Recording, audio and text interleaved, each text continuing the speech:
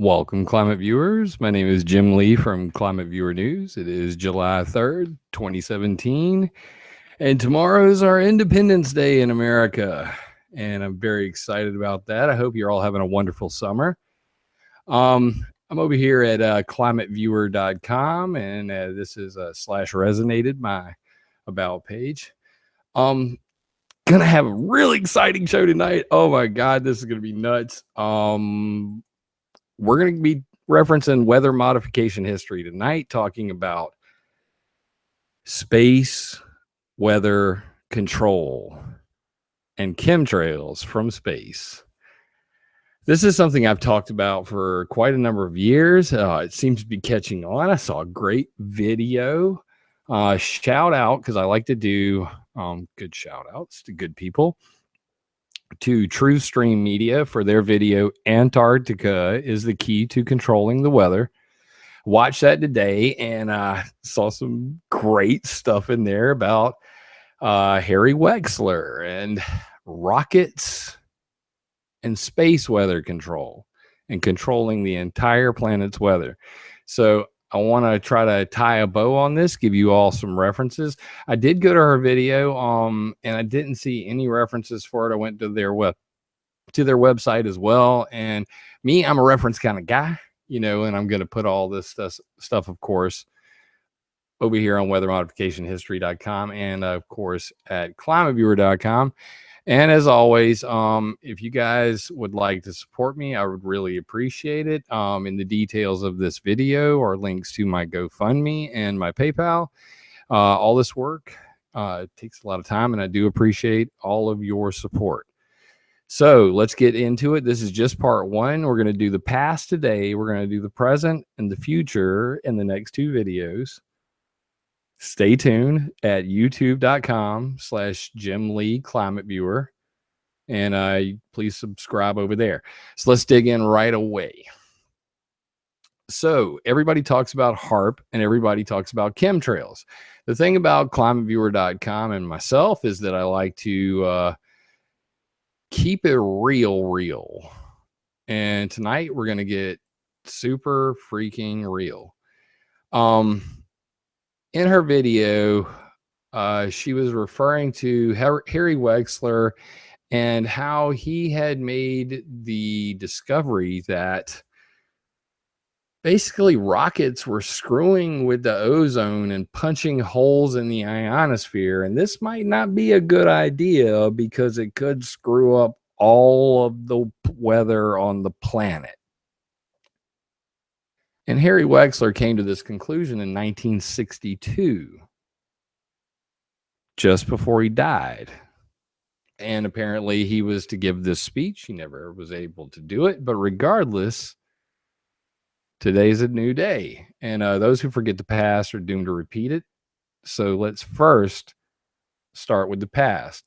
Now, I like to sum a lot of this up over here at weathermodificationhistory.com. This is a labor of passion and that I work on with a good friend of mine, Dominic Marama. You can see us both at the bottom of the page here. There you go. Get in contact with us if you need to. And this is some fascinating stuff. So what we're going to do is I'm going to show you this. There's a timeline here. We're going to go through this thing as we pull apart this most dreadful weapon, space weather control.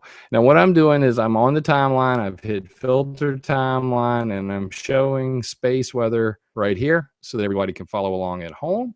And that's on weathermodificationhistory.com. All right. So in her video, she shows right here an article. Now, I tried desperately to find this right before the video. That's why this is starting very late tonight. But guess what? This is all recorded, and you guys can, of course, share it around with everybody. And I will find this article in the near future, but at this point, it's kind of a moot thing. Scientists warn space-age fuels may affect world's life by changing weather. Exotic fuels developed for the space age could result in changes of weather affecting all life on Earth, according to Harry Wexler, the preeminent weather guy on the planet. How preeminent? I would say pretty preeminent. there's Harry Wexler hanging out right in behind John F. Kennedy. Harry had talked about at one time, melting the Arctic with nuclear bombs, wrote some reports on geoengineering for JFK. Pretty important guy. And around 1962, he had come to the conclusion that maybe this rocket idea wasn't such a good idea. He even cited a report called Modification of the Earth's Upper Atmosphere by Missiles, 10 September 1961, by Geophysics Corporation of America, Bedford, Massachusetts. This report is not public. I will be getting this. Shout out to the Black Vault. Hope you're watching this, homie. And it gets kind of ugly kind of quick. And basically, he had come to the determination that, at the very least, rocket exhaust was hurting, the ozone layer. Near space experiments could go awry, unknown risk from Operation Argus, 1958, Project Westford, and Project Highwater. What are those? Over here on the timeline, he said Project Argus. Now, what most people don't know, there's this thing called the Partial Nuclear Test Ban Treaty, or the Limited Test Ban Treaty, as some people know it. But basically, it goes like this. There were a whole bunch of nuclear explosions, Operation Argus being a really important one. But there was also Hardtack Teak, Starfish Prime, the K Project. Here's a link to the list of artificial radiation belts created as a result of all of these upper atmospheric nuclear explosions. Here's a link to the Partial Test Ban Treaty and something called the Christofilos effect. Cue first link. So this is called the Argus experiment by Nicholas C. Christofilos. I believe it's Nicholas N.C. Christofilos at Lawrence Radiation Laboratory, University of California, Livermore. Everybody knows what the Lawrence Livermore National Lab is. It's the same place that Lowell Wood, Edward Teller, and Roderick Hyde came up with the modern idea for geoengineering solar radiation management. Not a coincidence.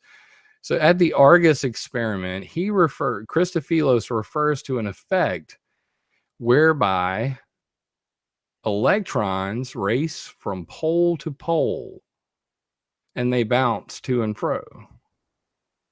Pretty sure we got a slide of that in here as well. Better yet, let's just pull up my HARP page. Uno momento, por favor. I was going to show this at the end, but screw it. This is climateviewer.com/HARP, HAARP. And you can see a nice little picture of it right there. So what we have, yay, shout out to Paris Logan, Writing for God, Greg Arnold, and Lori Armstrong in chat. Thank you for staying up late with me. Yeah, the reason why you never catch me live is because until at least September, I'm gonna randomly do these videos. They will be on Sunday eventually, but I may be moving this to Friday night, or it may be Saturday night. I don't want to nail it down just yet, but plan on come September, I will have this weekly show time nailed down a little better, and it'll be announced on climateviewer.com, and you'll know where it is and when. So anyway, back to the story. Right here, you can see that what they're saying is basically that when you put radiation into space, or trap a bunch of electrons in space, that they would bounce from pole to pole. And as they do that, they rain out at each pole, and that's called creating artificial aurora. Well, Christofilos had figured this out, way back during the Argus times, And, basically proposed what is now referred to as the Christofilos effect, that you could actually use the Van Allen belts as a weapon system, as a bug zapper in the sky. Pretty scary stuff, in fact. Let's see right here. Nope, that's not it. I have another slide of that, and I believe it's right. Sure. There you go. And this is actually Christofilos explaining it himself. There's Christofilos. Christofilos shows how a magnetic field encompasses the Earth. When nuclear bomb is detonated, some of the radiation is trapped and travels along the magnetic force to point of opposite end of line, then spreads around the Earth in a thin shell of electrons. So here's the explosion, boom, boom, boom. They spiral around the magnetic field lines, and basically radiation is trapped in space. Pause for liquid. This is from Jim Fleming's Fixing the Sky, Checkered History of Weather and Climate Control. I will be compiling all of these links into a nice little article for you. So this is Christofilos explaining his, effect on the Argus. And you see right here, note 1958 data, space is radioactive. Boom. Big surprise there. A blast in space, epic test. This shows Argus right here in 1958. And it shows what it did with the magnetic field lines and all that. And that 3 separate times there was a complete radio blackout over the Pacific because of launches. What are they referring to? In here we have Project Highwater, where they dumped water in space. Project Westford, the Westford Needles. And then a little later there was some other stuff. I don't want to get too deep into that. Let's not get sidetracked. But regardless, let's go back to where we were. So astronaut path is declared safe. Experts say rays of new belt create no peril. So what they're talking about here is these upper atmospheric nuclear explosions created artificial radiation belts that did not exist before. And they were like, oh, crap. Well, do we suck them out or we just keep creating more? Of course, they created more. So they did ban the nuclear explosions, but they had to continue, screwing with the environment. Let's go over here. And this is where it really gets interesting. In the video that she had put forward, she kind of leaves it right at about, the Wexler part. So the Wexler part, on the possibilities of climate control in 1962, Harry Wexler on geoengineering and ozone destruction. And, basically Wexler, let's go back to this thing because there's a great quote in there. I think it's there's one of the nuclear explosions. You can actually see the entire sky lit up. And from Hawaii to California, they had no radio. And I like this slide, the Van Allen belt. But how do you know destroying the inner Van Allen belt will create havoc until you try it? You got to blow up the Van Allen belts, right? My God. So actually, I think the quote's a little further up here. Here it is. Even in this day of global experiments, such as the worldwide Argus electron seeding of the Earth's magnetic field at 300 miles height, man and machinery orbiting the Earth at 100 miles 17 times in one day, and 100 megaton bombs, are we any closer to some idea of the approaches which could lead to the eventual solution to the problem of climate control? There is a growing anxiety that man is applying his growing energies and facilities against the power of the winds and storms, may do so with more enthusiasm than knowledge, and so cause more harm than good. Harry Wexler, 1962. Now, he died in 1962. And he was basically warning that, this idea of trying to modify the ionosphere and magnetosphere with electrons and nuclear bombs and rockets and their exhaust was a bad idea. And you think that people would listen to that, but it's clear to me, and this isn't mentioned in the True Stream Media video, so that I've tried to contact these people. Of course, everybody's impossible to contact, and very busy, obviously, but hopefully one of you guys will help them see this video and maybe she can take the ball further. But regardless,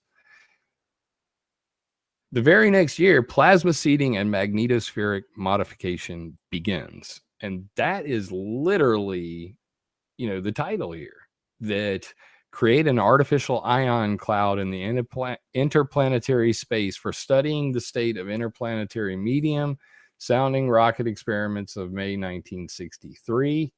And I'm now doing more research on these sounding rockets. It turns out that the earliest sounding rockets had started in the 50s by James Van Allen himself, the guy who originally discovered the Van Allen belts and whom they're named after. So as an, a reporter tabulating evidence, this story just gets more and more fascinating to me every time I read. It's just so much that the public has never heard. And it's fascinating to me. So this is Star Wars, guys. This is Star Wars.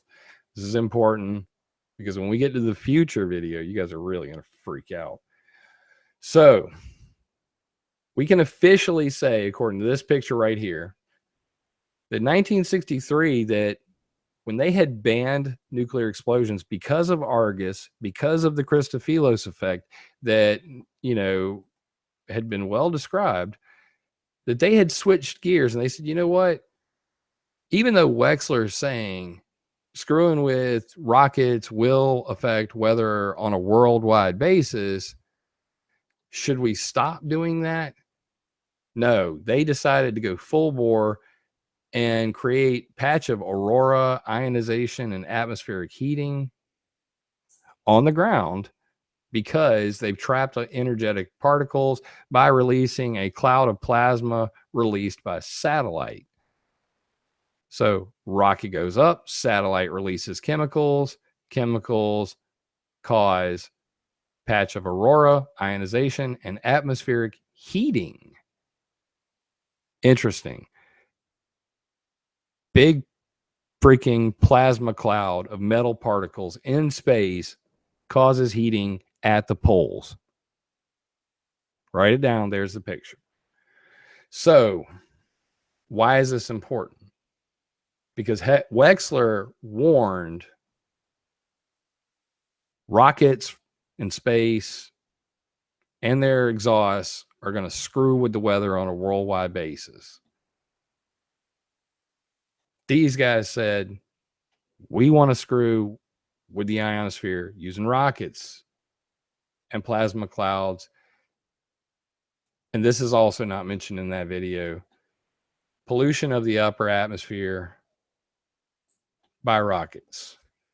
W.W. Kellogg, the Rand Corporation, 1964, the year after this entry.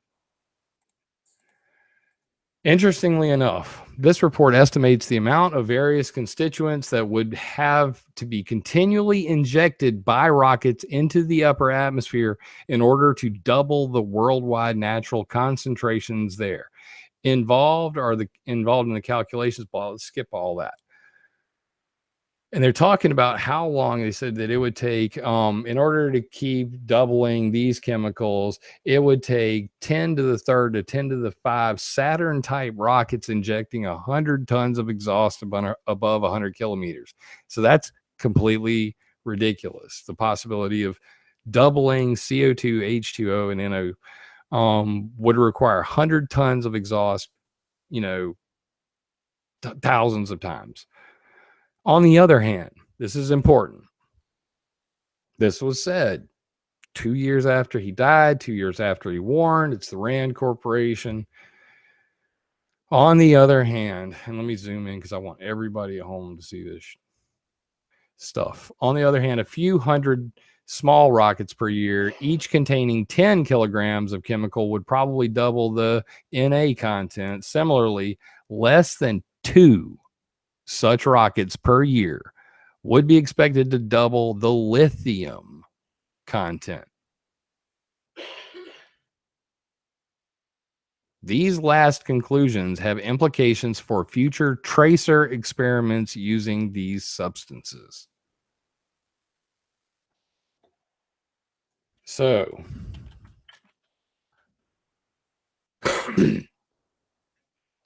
this is interesting. This is a very interesting paper for me. Pollution of the upper atmosphere by rockets. Somehow we got from Wexler, from blowing up the sky with nukes, recognizing that it would affect the environment, Wexler warning, that this would be a problem. And then we have the Rand Corporation going, the hell with the warning, let's do this stuff. And saying specifically in 1964, lithium. Why is this interesting? Why is this so interesting, Jim? Because that's what they've been doing all the way up to today. Over here on the NASA site today, it's now completely public, no shame, put it in your face. Sounding rockets are in. This is how they've been doing it. Vapor tracers, clouds, and trails. And what's on the trails page? Poker Flat rocket range, TMA trimethyl aluminum, vapor trails from sounding rockets, lithium, and there's one. Image of daytime lithium trail near 68 miles altitude from sounding rocket launched from Wallops Island, Virginia. The sounding rockets are now in your face. Barium.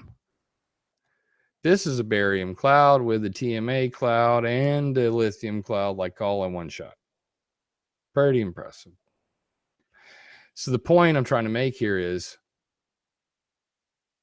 Harry Wexler tried to warn the world that, these sounding rockets, they would be a bad idea. Here's the thing right there. Wexler's Rosetta Stone, no linking Chapman Wolf, rocket fuel, and ozone destroying reactions triggered by chlorine and bromine catalysts. And he was specifically referring to how, the exhaust from these rockets are going to destroy the planet, are going to destroy the ozone. It wasn't until the 70s that they finally started coming around going, hey, the ozone hole is a problem. He warned us, 10 years earlier. And of course, the Rand Corporation thought it was a great idea to really pick out lithium and let's rock with it. So let's go back to the timeline and do some real history. After Wexler said no, after they said yes, after pollution, lithium was chosen, they went with it. Here you go. February 1964, artificial strontium and barium clouds in the upper atmosphere. Whole bunch on that. Next, solar power satellite. Going to skip that. Observation of the development of striations in large barium ion clouds, 1972. Picture on that. Rome Air Development Center Advanced Research Projects Agency. That's Air Force, guys. Coming back. Rocket energy beams create artificial aurora conjugate rocket-borne electron accelerator. ARPA's Project Succeed, barium cloud releases, links on that, pictures there. And you can see all of their different ones. Olive, 336 kilograms. Spruce, 48 kilograms. Plum 1, 48 kilograms. And these are kilograms of barium. So for years and years and years and years and years. And here it is. NASA Skylab knocks out radio communications over the Atlantic. And that's what was referred to in the slide there. And here's the launch. They go over, and as it's going into space, boom, radio knocked out everywhere. Military goes, ionospheric hole affects radio transmission. Mendillo et al., 1975, for all you research nerds. This is a problem. Punching holes in the ionosphere can knock out radio on a worldwide basis. Why don't we use it as a weapon? High explosive shaped barium charges pound ionosphere, 1974. And that leads us up to NMOD, where as a result of the Operation Popeye stuff in Vietnam with the cloud seeding, they had banned weather warfare. So we're going to stop right about there as far as these barium clouds. I could go on for days. Here's a great one from 1978. We'll go just one past there. NASA creates clouds over Alaska in conducting weather experiment. This is called Project Cameo. And they were dumping barium releases. NASA said barium is a harmless chemical that dissipates in space. Barium has been previously released in the atmosphere from rockets, but never before from a satellite, and never quite as high above the Earth. And this was something called the CRES. I believe this may have had something to do with CRES, but we will make that speculation. That's coming in the next video. Let's do that for the next video.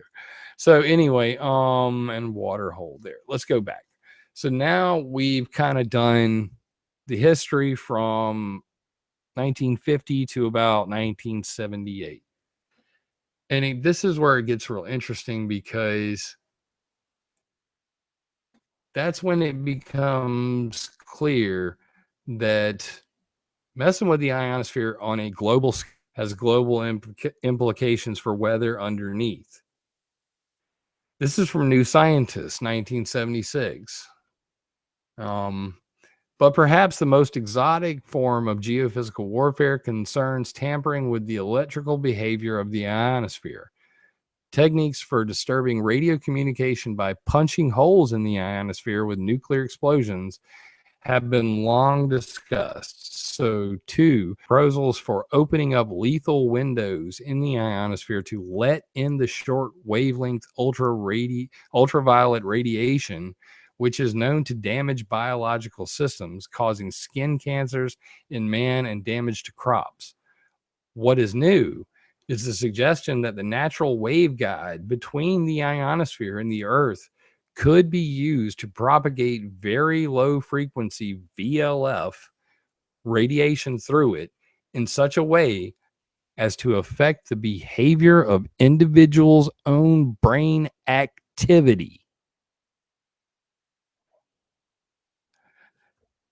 From this day forward, I want you to look everybody in the eye, calls you conspiracy theorists talking about HARP and chemtrails. And I want you to tell them chemtrails from space, VLF waves, and screwing with your brain, all linked together. This is New Scientist, 1976. Dominic, you're the man for finding that one, brother. You're the man. So,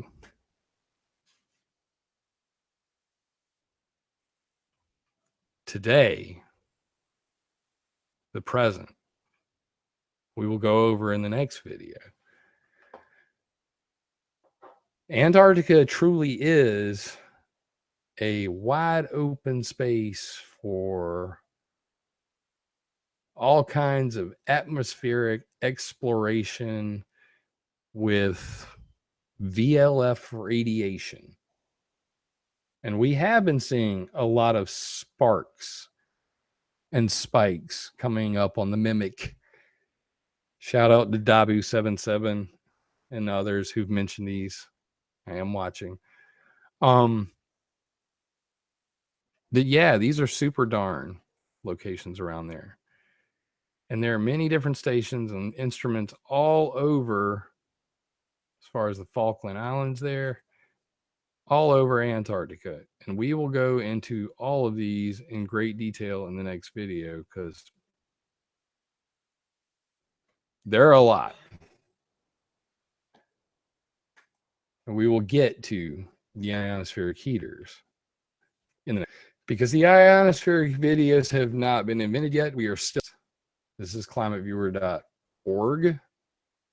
Please check it out. We're still in the past here for this video. So we're going to stay there. Yes. Mind control.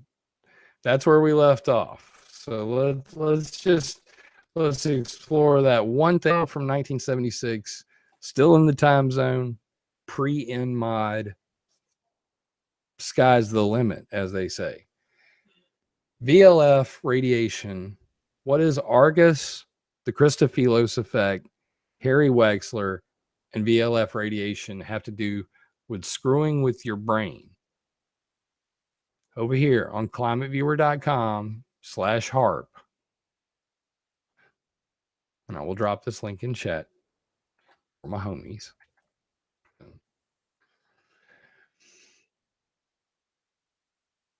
Over here, you can go down to the bottom, a little bit further down, and I've got a whole bunch of details on how HARP works and the link. Ionospheric heaters affect your brain. And we go to right here. This is the Russian government, Russian Duma, Russian parliament concerned about U.S. plans to develop new weapon. They say that they are under the High Frequency Active Auroral Research Program, HARP. That they would create weapons capable of breaking radio communication lines, like we talked about just now with the sounding rockets and the dumping barium and lithium in space. Create weapons capable of breaking radio communication lines and equipment installed on spaceships and rockets. Provoke serious accidents in electricity networks and in oil and gas pipelines, and have a negative impact on the mental health of people populating entire regions. So, New Scientist says shooting VLF waves into the magnetosphere along the Van Allen belts using VLF and ELF can screw with your brain. The Russian government agrees, and they are experts on this topic. So, they demanded that an international ban be put on large-scale geophysical experiments like this. So we are only in the past for this video, and what have we learned from this?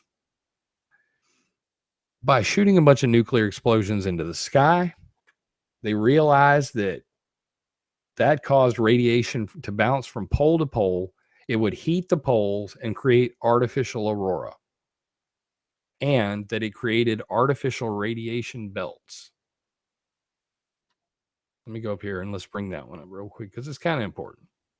So right here, there's a nice video down here. If you bring that thing up, it'll show you all of the nuclear explosions that occurred.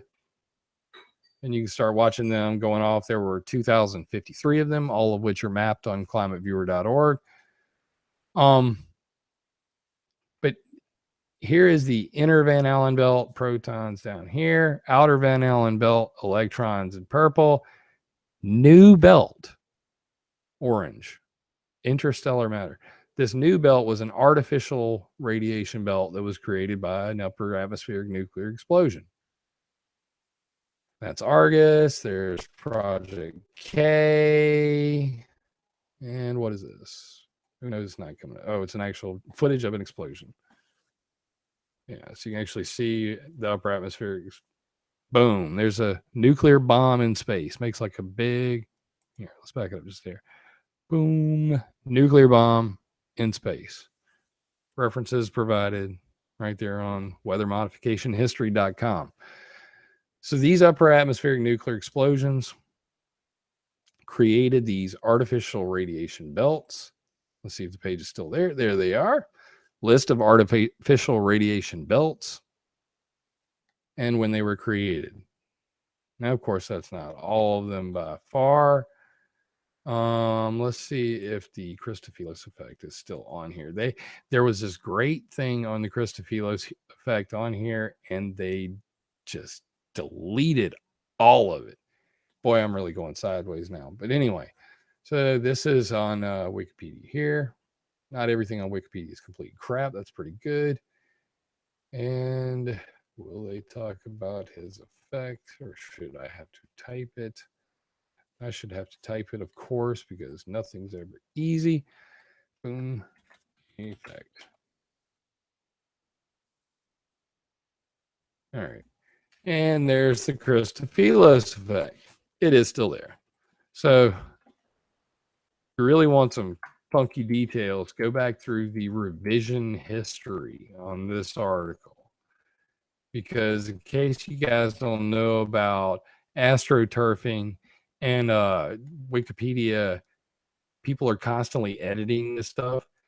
And so people will put stuff in and then it's immediately ripped out. I don't even see the revision. Anyway, view history. There you go. This stuff's highly fought over. So as you can see, let's see right now. Right now, the article currently sits at, let's see, 6,730 bytes. Where was it? Right here, 9,000. And a whole big chunk of stuff was taken out by this guy, and it says clean up. But somebody revised some stuff out. Anyway, this one's pretty interesting. I believe this is the one. But anyway, oh man, I'm in the weeds now. Anyway, Christofelis effect. So, artificial radiation belts created. Christofelis pointed it out. Wexler warned about it. Rand Corporation loved it. Love it. NASA loves it to this day because lithium's so fun. And new scientists and others agree that now in 1976 that when will I be posting this video? This video is being posted now.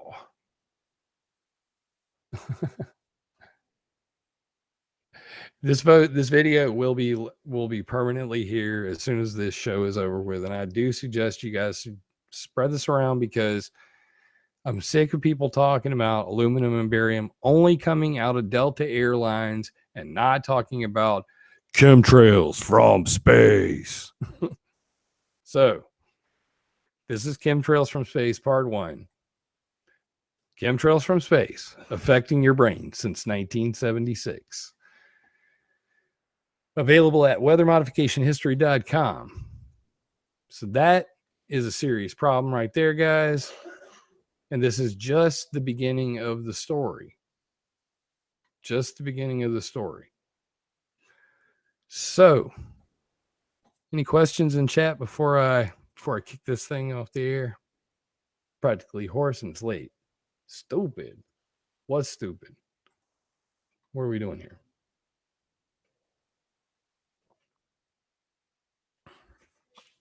Yes, Russia has a whole lot of stuff that mirrors everything we're doing. I will get into that in the next video when we go into the present. We'll talk about Sura and a bunch of the radio wave propagation stuff that Russia did from the 60s or the late 70s on. I will definitely be covering Russia, even the woodpecker stuff. Yeah, totally. What do I know about the Strato Cruiser? I got a great video on the Strato Cruiser. It's on my YouTube. Just come to my channel. It's right here.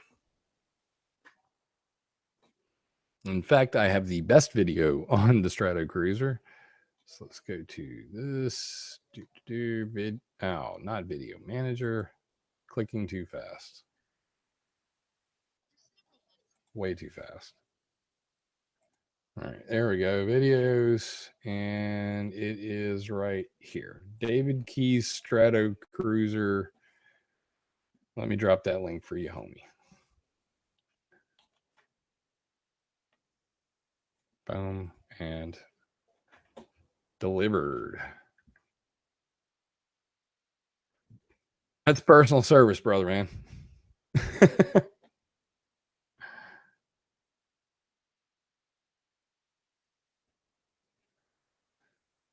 All right. So, well, guys, that is Chemtrails from Space Part 1, The Past.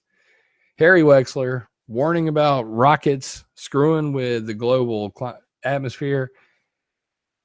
The scientists saying, we love it. Great idea. More, please. And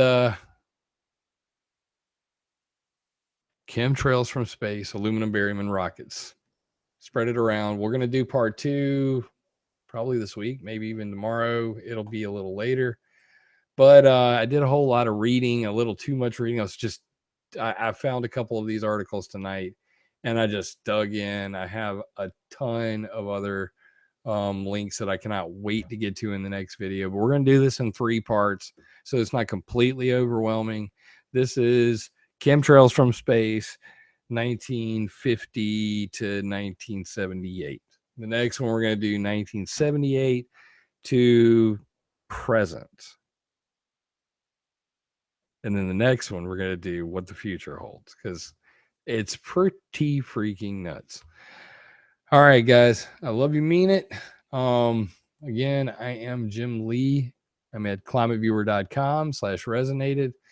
I do appreciate all your support. I link in the details, gofundme.com/climateviewer, or jim@climateviewer.com is my email and my PayPal.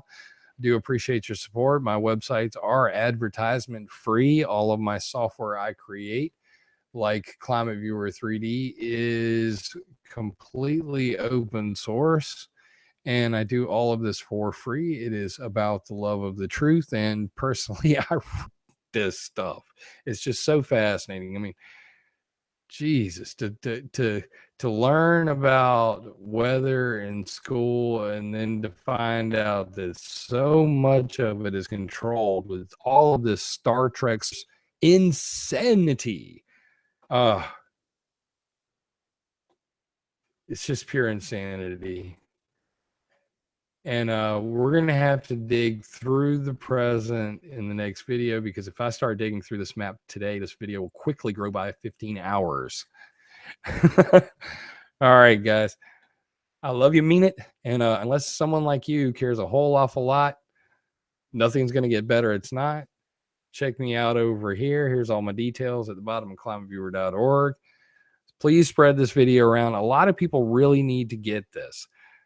I've been talking about chemtrails from space for about 3 years now, about how rockets are really affecting our weather on the ground. And we know it to be intentional, not just like people launching, digital cable and 5G and, satellite TV, that they're screwing with the weather. Yes, they're punching holes in the ionosphere and they're pooping on us and it's screwing with all the weather. True. But these guys, even in the 70s, had already taken it too far. Just wait till you see the next video. Spread this around. I love you guys. That's my story and I'm sticking to it. And you guys have a wonderful summer. Stick around for the next video. Subscribe, Jim Lee, Climate Viewer on YouTube, and see you next time.